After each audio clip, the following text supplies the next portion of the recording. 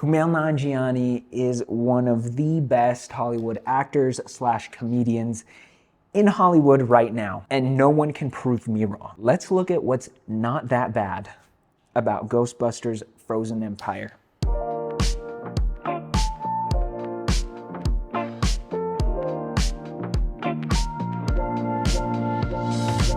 To give you some context, I did not watch Ghostbusters Afterlife, so I may have missed some good stuff. But first thing I want to say, the sibling casting, come on.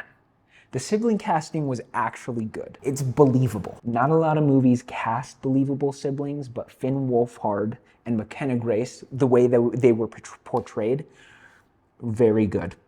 I will give Ghostbusters props for that, because there have been a lot of bad Hollywood casting for siblings. Think about Chris Evans, Jessica Alba, and Fantastic Four. Believable that they were siblings.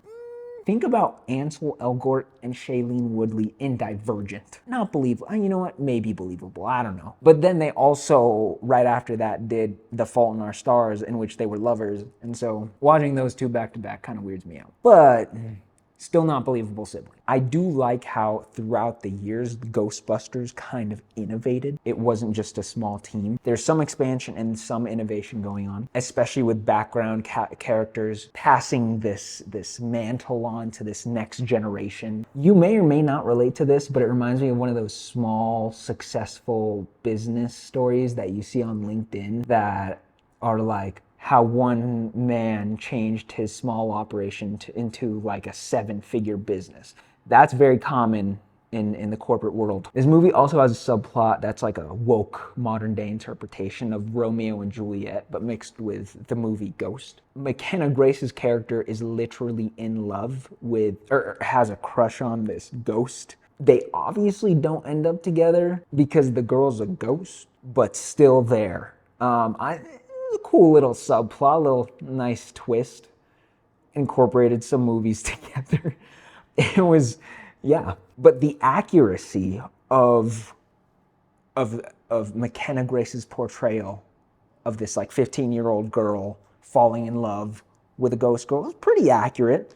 I remember being 15 and falling in love with my vampire crush, Nina Dobrev, in Vampire Diaries. I mean, I was also in love with anything that moved at 15 years old, so makes sense. I'm there. I understand.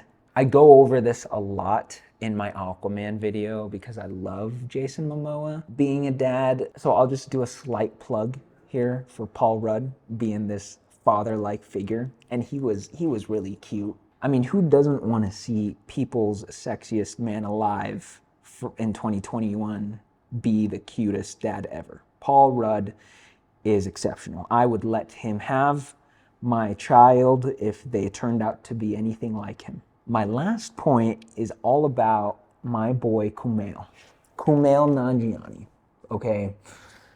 We first see him appear as this like slimy douchebag type character, and I absolutely love it. He actually had something to add to the story, but as a firebender. Where all my Avatar Last Airbender fans at, because it was cool. It was cool to see worlds collide as him being this kind of dope firebender. It's great for the Avatar The Last Airbender fandom. I couldn't stop thinking about this connection, this potential connection between M. Night Shyamalan's The Last Airbender movie and how his Zuko could be related to Kumail Nanjiani, potentially, you know? Yeah. One great thing about this movie, this could have been a live-action Avatar with ghosts and Paul Rudd being a cabbage guy. Who knows? The world may never know.